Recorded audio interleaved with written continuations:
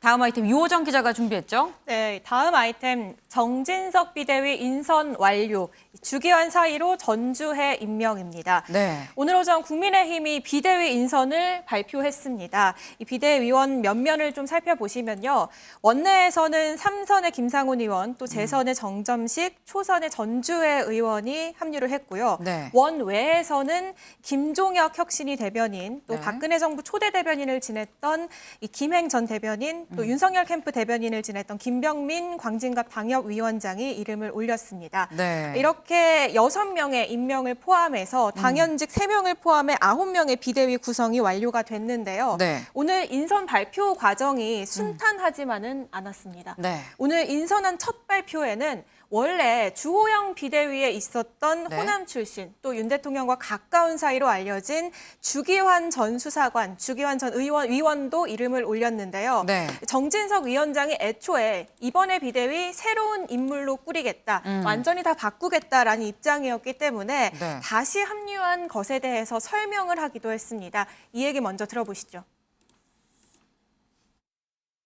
지난번 비대위원들은 다시 하지 않는 것을 원칙으로는 했습니다. 왜냐하면은 정치적으로는 국민들께 새롭게 출범하는 비대위원이 새로운 모습을 보여야 되지 않겠느냐라는 의미가 하나가 있고, 법적으로는 마치 법원의 결정에 반발하는 듯한 모습을 보이는 것이 전임 비대위원들 그대로 임명하면은, 그래서 아마 새롭게 임명하신 걸로 알고 있습니다. 그런데 조금 전에 말씀드린 바와 같이 주기환 비대위원의 경우에는 호남을 배려를 해야 되기 때문에 호남 인사로서 지난번 우리 지방선거에서 가장 득표율 높은 분이었습니다. 그래서 그분을 모시지 않을 수 없었다.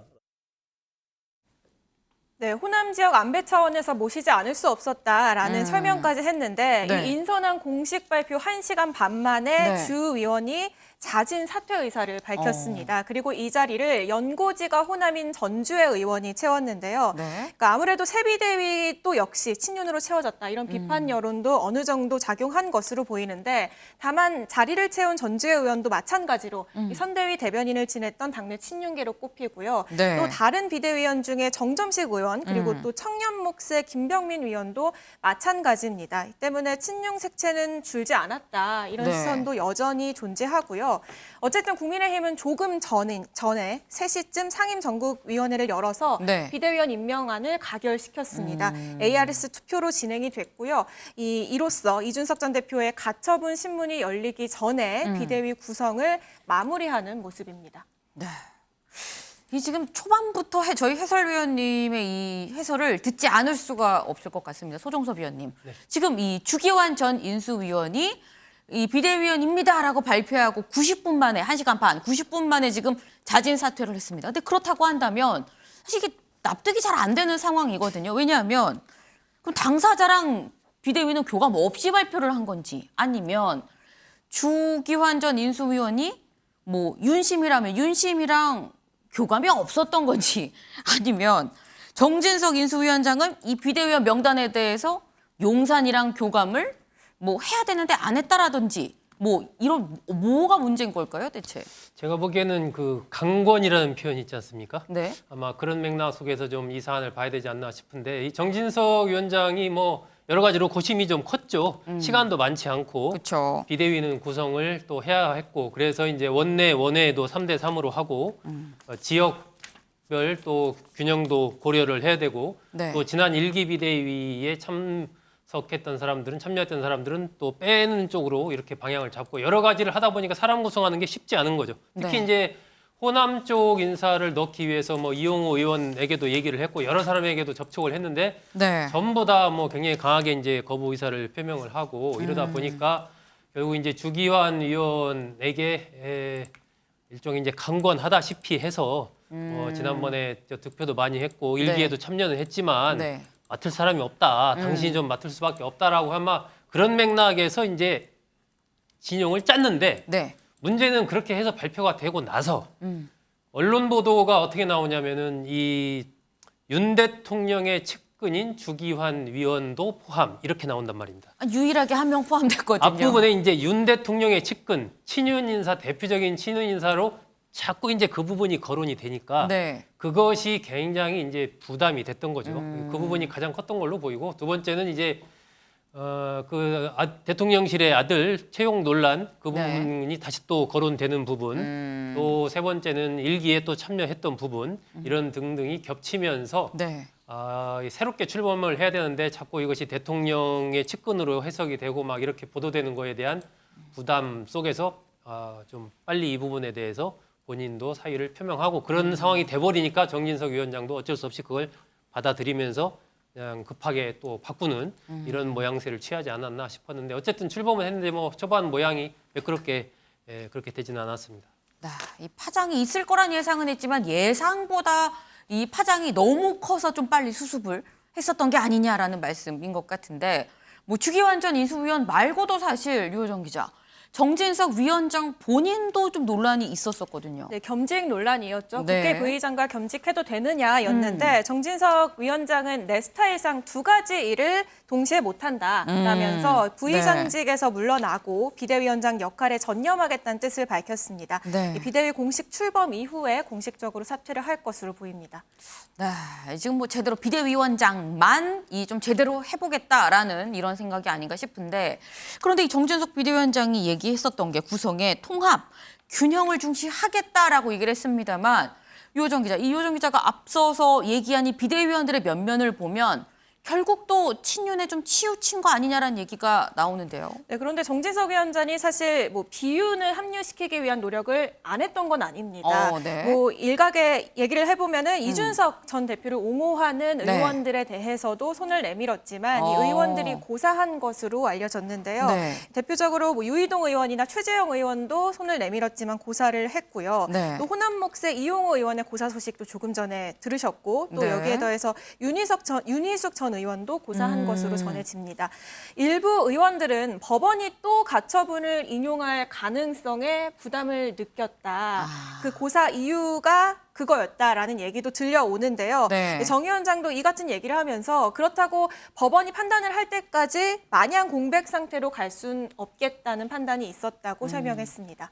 네, 사실 뭐 비대위원을 고사한 이유도 사실 맞긴 맞습니다. 지금 실제로 유호정 기자, 이 비대위가 오늘 출범을 하긴 했습니다만 가처분 결과에 따라서 또 앞선 비대위처럼 바로 또 해산할 수도 있는 거 아니에요? 네, 이준석 전 대표가 두 번째 비대위에 대해서도 효력정지 가처분을 냈고 이 신문이 내일 열릴 예정입니다. 네. 두 번째 가처분도 인용이 되면은 큰 혼란이 불가피하기 때문에 네. 국민의힘에서도 법원을 향한 견제를 강하게 하고 있는 상황인데요. 정진석 위원장 오늘 출근길 발언 듣고 오시죠. 법원은 정당 안에서 자체적으로 자율적으로 내린 결정에 대해서는 과도한 개입을 하지 않는 것이 바람직하다고 생각합니다. 이런 사법자재의 선을 넘고 지켜주지 못할 경우에 매우 우려스러운 일들이 발생합니다. 따라서 정치인들은 가능하면 정치적인 문제는 정치적으로 해결하는 것이 옳습니다. 정치의 사법화를 유도하는 것은 저는 그런 면에서 하책 중에 하책이라고 생각해요.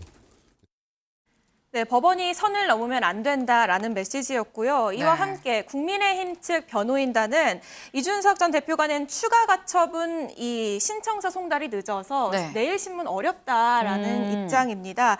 정리를 해보면 이 전 대표가 지난 1일에 네. 당원 개정을 위한 전국이 효력을 정지해달라라는 가처분을 냈었고요. 네. 그리고 지난 8일에 정진석 위원장을 임명한 전국의 효력을 정지해달라. 정진석 위원장의 직무집행을 해달라라는 추가 가처분을 냈었거든요. 그게 4차죠. 네, 그게 4차죠. 그게 지난 8일인데 지난 8일이라 하면 추석 전입니다. 네. 그러니까 추석 연휴 동안에 이 추가 가처분에 대한 신청서 송달이 늦어졌기 때문에 네. 이 국민의힘 측에서는 이 추가 가처분에 대한 준비를 할 수 없었다라는 주장이었는데요.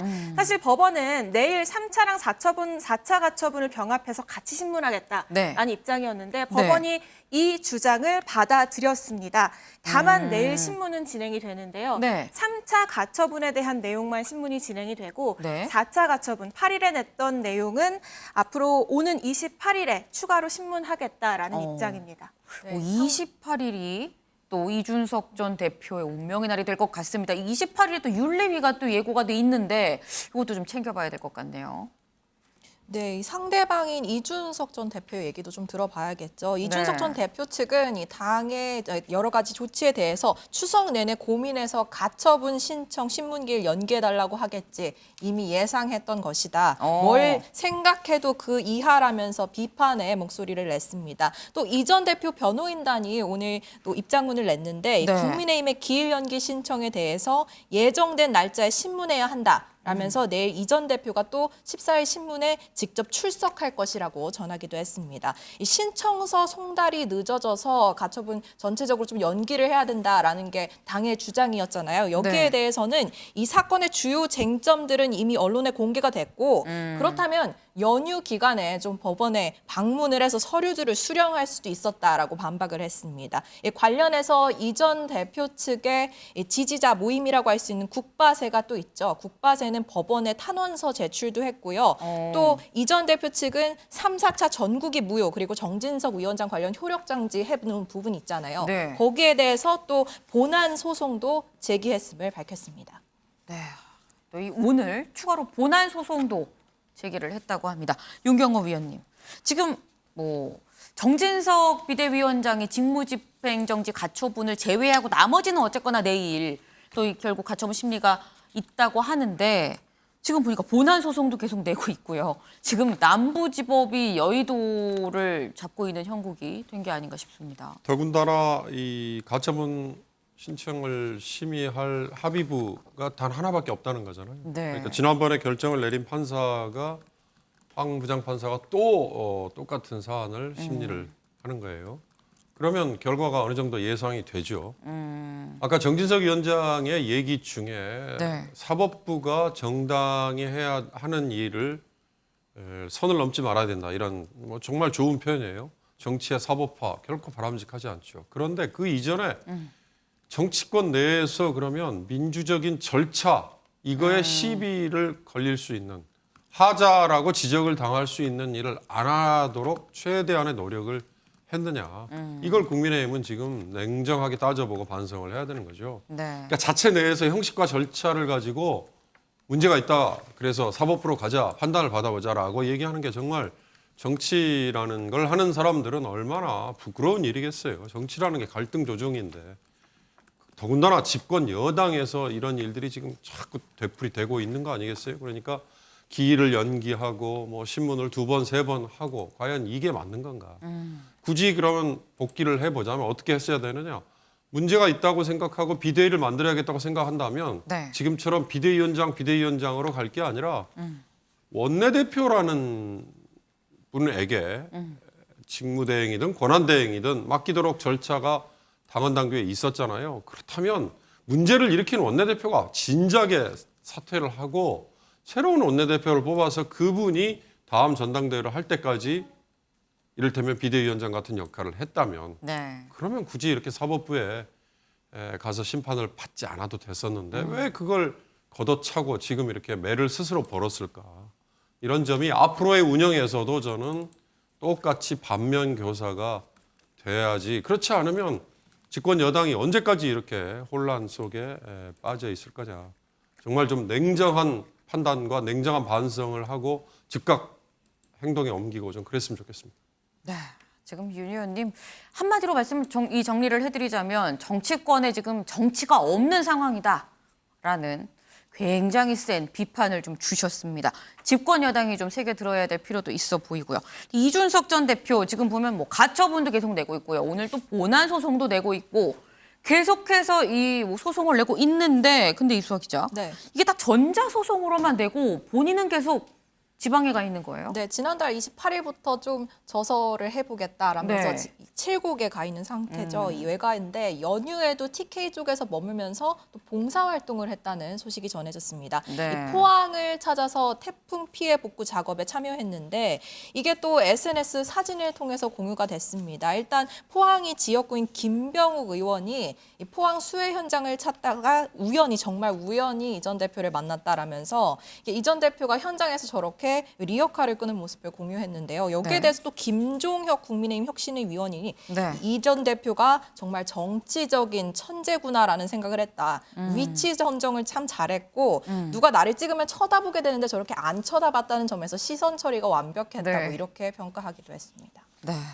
김종혁 혁신위 대변인이 오늘 또 비대위원으로 또 이 지명이 됐는데 소정섭 위원님, 이 김종혁 이 지금 비대위원이죠. 김종혁 비대위원이 이준석 전 대표는 정치 천재다라고 한 말이 칭찬이에요, 비꼬는 거예요. 어떻게 해석해야 되죠? 제가 보기에는 좀 비판적인 시선이 들어있지 않나 생각이 됩니다. 두 가지 측면인데 누군가 나를 찍으면 이렇게 그 사람을 보게 되는데 네. 하나도 안 봤다라는 부분과 뭐 시선 처리도 완벽했다 이런 부분들이 우연히 찍혔다고 하지만 사실은 우연히 찍힌 게 아니지 않느냐라는 맥락이 그 안에 담겨 있지 않은가 하는 생각이 듭니다. 일단 뭐 저 사진이 우연인지 우연이 아닌지는 알 수 없지만 저 정치인들이 저런 민생의 어려운 현장을 찾아서 봉사하고 같이 하는 모습은 굉장히 좋은 모습이죠. 네. 좋은 모습이고 저런 측면에서 저 사진이 이 표출됐을 때 그 이제 잘한 행동과 별개로 하나의 이제 이미지 효과적인 측면에서 봤을 때도 굉장히 이번에 좋은 효과를 거뒀다라고 평가를 할 수가 있는 겁니다. 그만큼 어떤 측면에서 본다면 이준석 전 대표가 미디어 활용을 지금 100% 하고 있다. 국민의힘 의원 10명이 지금 이준석 전 대표 1명을 못 당하고 있다. 네. 미디어적인 이미지 관리 측면에서 봤을 때 네. 이렇게 볼 수가 있는 거고 아마 김종혁 위원의 평가도 그런 뭐 부러움 반 속에서 좀 비판적인 시선을 담아서 한 얘기가 아닐까 그렇게 생각합니다. 네.